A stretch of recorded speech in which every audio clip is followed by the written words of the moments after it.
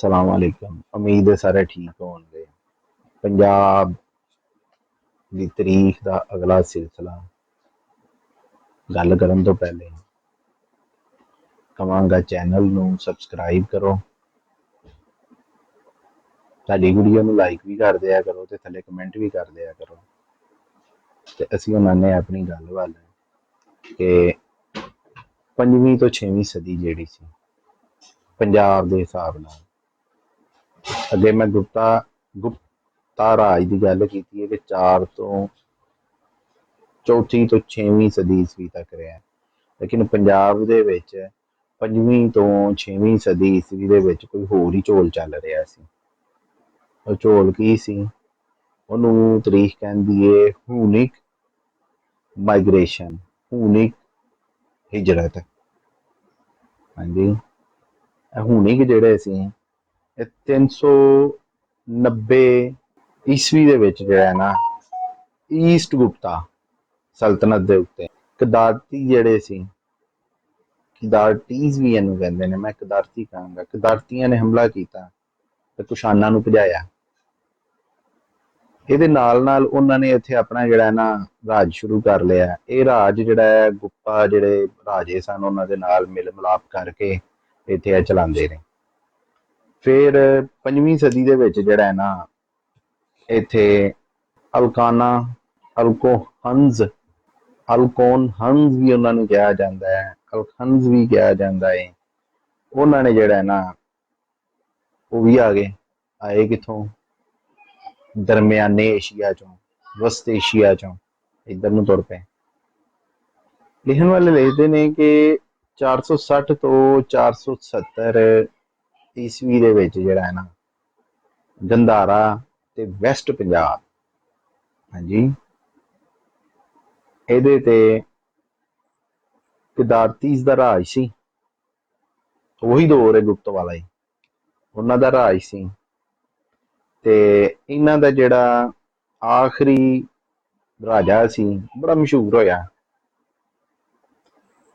ਉਹ ਸੀ ਮਹੀਰਾ ਅਗੋਲਾ। ਮਹੀਰਾ ਅਗੋਲਾ ਜਿਹੜਾ ਸੀ ਉਹ ਸੀ, ਉਹਦਾ ਜਿਹੜਾ ਤਖਤ ਹੈ ਨਾ ਉਹ ਸਗਾਲਾ ਸੀ। ਸਗਾਲਾ ਦੇ ਵਿੱਚ ਇਹਦਾ ਤਖਤ ਸੀ। ਤੇ ਇਹਨਾਂ ਨੇ ਵੀ ਜਿਹੜਾ ਹੈ ਨਾ ਉਹ ਜਿਹੜਾ ਗੁਪਤਾ ਰਾਜ ਦੇ ਉੱਤੇ ਮੈਂ ਪਹਿਲੇ ਇੱਕ ਇਲਜ਼ਾਮ ਜਿਹਾ ਤਾਰੀਖ ਦਾ ਲਾਇਆ ਹੈ ਕਿ ਉਹਨਾਂ ਨੇ ਬੁੱਧਿਜ਼ਮ ਨੂੰ ਬੜਾ ਨੁਕਸਾਨ ਪਹੁੰਚਾਇਆ ਸੀ। ਭਾਜੀ ਦੌਰ ਉਹੀ ਹੈ।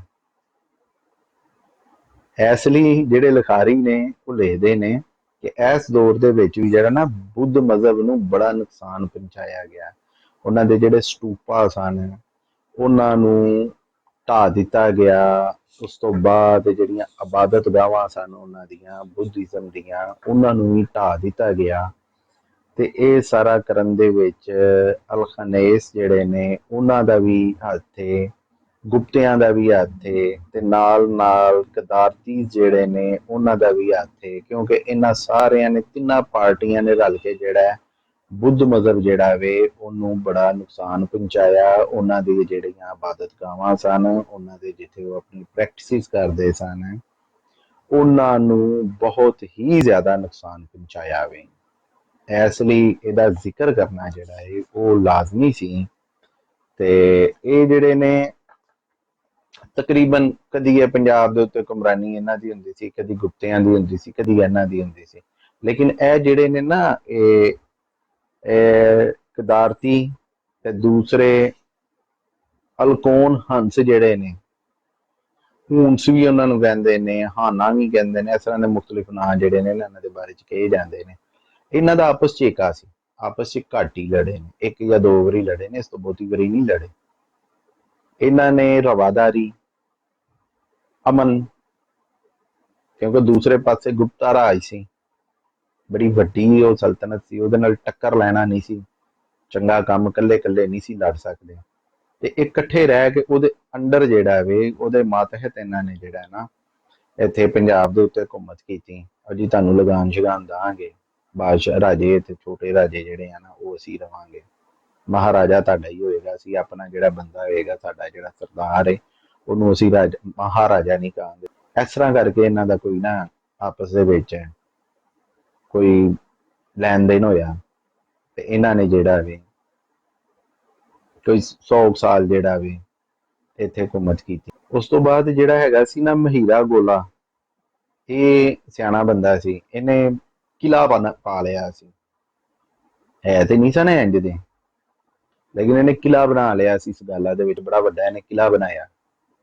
ਕਿਲਾ ਬੰਦ ਹੋ ਕੇ ਰਹਿੰਦਾ ਸੀ।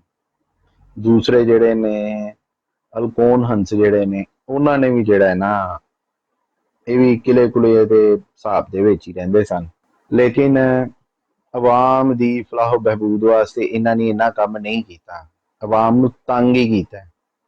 ਦੇਖੋ ਜੀ, ਤਾਰੀਖ ਦੱਸ ਰਹੇ ਆ, ਜਿਨ੍ਹਾਂ ਨੇ ਆਵਾਮ ਦੇ ਨਾਲ ਲਾ ਕੇ ਆਵਾਮ ਨੂੰ ਰਜਾ ਕੇ ਹੁਕੂਮਤਾਂ ਕੀਤੀਆਂ, ਉਹ ਹੁਕੂਮਤਾਂ ਤੇ ਰਹੀਆਂ ਨੇ 2-2, 300 ਸਾਲ, 500 ਸਾਲ ਵੀ ਰਹੀਆਂ, ਬਹੁਤੀ ਦੇਰ ਵੀ ਰਹੀਆਂ। ਲੇਕਿਨ ਜਿਹੜੇ ਤੇ ਆਏ ਸੀ ਸਿਰਫ ਲੁੱਟਣ, ਹਾਂਜੀ ਲੁੱਟਣ ਜਿਹੜੇ ਆਏ ਸੀ, ਉਹਨਾਂ ਦੀ ਹਕੂਮਤ ਸਾਲ 150 ਸਾਲ ਤੋਂ 100 ਸਾਲ 150 ਸਾਲ ਦੇ ਵਿੱਚ ਗਈ, ਉਹ ਨਹੀਂ ਇੱਥੇ ਟਿਕੇ। ਹੁਣ ਵੇਖੋ ਨਾ ਕਿ ਪਿਛਲੀ ਤੁਹਾਨੂੰ ਗੱਲ ਦੱਸੀ ਕਿ ਜਿਹੜਾ ਕੁਸ਼ਾਨਾਂ ਦਾ ਦੌਰ ਸੀ, ਕੁਸ਼ਾਨ ਰਾਜ ਸੀ, ਉਹ ਪੰਜਾਬੀਆਂ ਨੇ ਉਹਨਾਂ ਨੂੰ ਕੁੱਟ ਦੜਾ ਦਿੱਤਾ, ਤੋਂ ਚਲੋ ਨਿਕਲੋ ਇੱਥੋਂ, ਕੌਣ ਹੋ ਤੁਸੀਂ, ਸਾਨੂੰ ਤੰਗ ਕਰਦੇ ਪਏ ਆ, ਅਸੀਂ ਆਪਣਾ ਕਰਨੇ ਆ, ਆਪਣਾ ਕਮਾਨੇ ਆ, ਤੁਹਾਨੂੰ ਟੈਕਸ ਵੀ ਦੇਣੇ ਆ, ਤੁਸੀਂ ਫੇਰ ਵੀ ਸਾਨੂੰ ਤੰਗ ਕਰਦੇ ਹੋ।